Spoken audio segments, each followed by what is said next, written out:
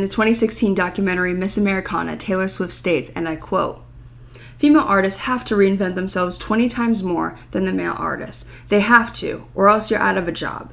Constantly having to reinvent, constantly finding new facets of yourself that people find to be shiny."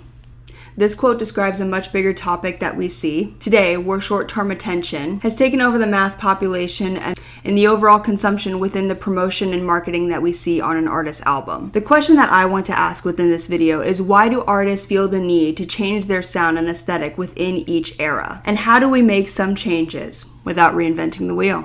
But before we get into that, hi, my name is Annalise, but you can call me Annie, and welcome to Annie on the Web, where we have in-depth discussions on music, artists, as well as pop culture. If you want to see more content like this, make sure to like and subscribe and comment for more on these types of videos, and let's just get right back into it. So the word era actually dates back to 1650 with the late Latin word era, which means a span of time defined for the purpose of chronological or historiography. More recently, the term era has been used to define somebody entering a different portion of their life. Examples being entering your villain era or entering your healing era. A prime example of somebody utilizing the word era is Taylor Swift, going on her widely successful Eras tour in 2023, in which she performed songs from her different eras. Each album cycle is regarded as an era, and one specific album that would go on to define what it means for an artist to change their era is that of Reputation. When people use the term "I'm entering my Reputation era," they are referring to not just entering a new era, but completely shifting into something that they wouldn't normally do.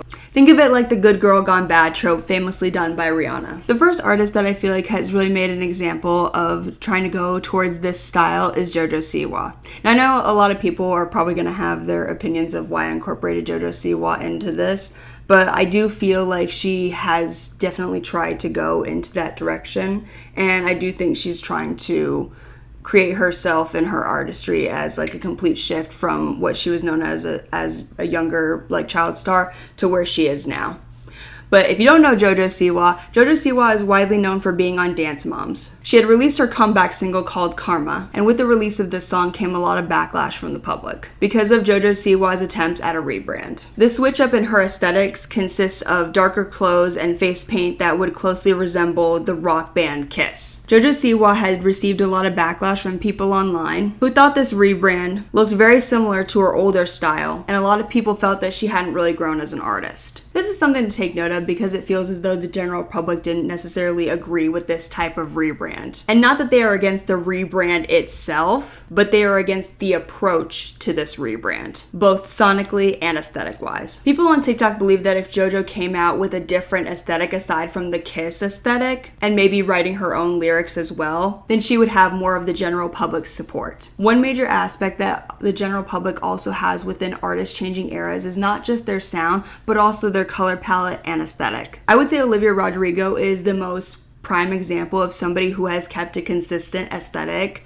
from when she first started to now, being an aesthetic of a pop punk persona and her main color palette being purple. This is known to be a great marketing tactic, as associating with a color helps people when thinking of that specific artist. This is important because both of her albums, Sour and Guts, both have a purple background.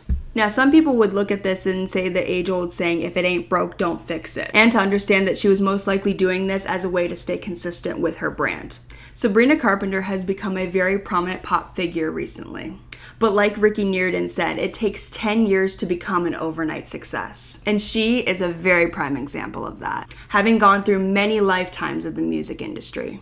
Sabrina has tried on many hats, and I think has found the one that finally fits her the best. Even when it comes to acts who have been in the game for a long time, like Beyonce, she is a prime example of somebody who has continued to reinvent herself as an artist. Cowboy Carter is Beyonce's first country album and has reached so much a critical acclaim that it has only solidified her as a jack of all trades within the music industry. Charli XCX is a prime example of an artist who has continued to build up her sound and aesthetic over the years and now gets to reap the benefits of what it is to really know yourself as an artist.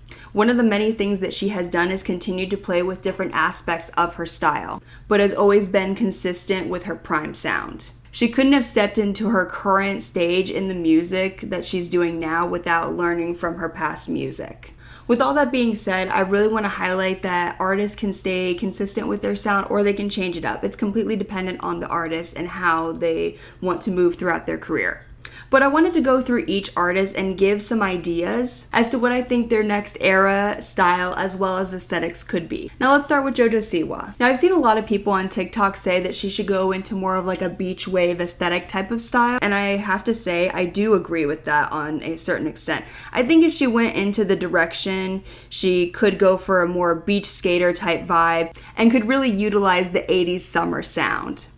Or on the contrary, if she wanted to stick to a more rocker vibe, look no further than the late 90s, but still use the 90s rock style like Green Day or the Cranberries. Moving on to Olivia Rodrigo. She's been very adamant about using a pop rock type of style and sound, and I love that, but I would love to see her in some different colors like dark red or maroon, paired with spiked hair and butterfly clips. I also think graphic tees and colored extensions would look super cute, really leaning into the early Y2K style. Sound-wise, I think what she's doing is really great, leaning into the more Avril Lavigne sound, but I feel like she could also benefit a lot from utilizing Evanescence type of style. I feel like she just has like the type of songwriting that just really captures your emotions, and I feel like Evanescence falls into that same type of category where it's like emotional but also like this sort of rocker type vibe, and I really think Olivia could benefit so much from stepping into the Evanescence type of style of things, aesthetic wise as well as sound wise. Some sound examples I think of immediately like Hold My Last Breath, Bring Me to Life, as well as Going Under. Now with Tyla. I need Tyla to take fashion ideas from Brat. I can see her already going into that direction with the Y2K style, but what I'm really envisioning for her and her new era is to take inspiration from Brat's Rock Angels with accents of leather, black bell bottoms, denim jeans with bedazzled jeans and army hats. Sound-wise, I think she would be pretty good with Rihanna's Good Girl Gone Bad type of sound, really channeling that pop rock and R&B sound, and maybe mixing that a little bit with what she's currently doing as well. Now let's move on to Sabrina Carpenter. Sabrina's style right now is very reminiscent of the 60s, and I think she should take a natural progression and move a little bit more towards the 70s style as well as sound. I think she would really benefit from this style because it would feel like an authentic step going from the 60s style to the 70s. I think stepping into the 70s sound would be perfect for her. For example, songs like Rich Girl and Dancing Queen just immediately think of Sabrina in terms of how she would be able to emulate that, like, the poppiness, but also like the joy from that sort of sound. Immediately when I think of style ideas for Sabrina, I think about the TV show WandaVision. Now, I don't know if some of you have watched it, but they really go into different sort of eras, like of the 60s, 70s, 80s within each episode, and they kind of just jump from one decade to the next. And I feel like with Sabrina, she could really emulate that and really do something really cool with it, stepping from the 60s to the 70s and maybe even into the 80s. I think this would feel really natural to her artistry as she references sitcoms all the time, and as well as styles from Daisy Jones and the Sixth.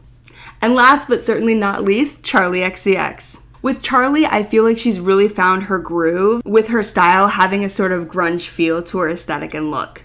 And I feel like some pieces would even be found thrifting and overall. And that's what makes her style so appealing. When I was younger, my aunt used to dress in sort of like a pirate / steampunk sort of vibe, and I really feel like Charli could really emulate this style very well. Elements like skirts, ruffles, and corsets. In my personal opinion, I think Charli looks amazing in a ruffle skirt, so that doesn't seem like too far of a stretch for the normal style.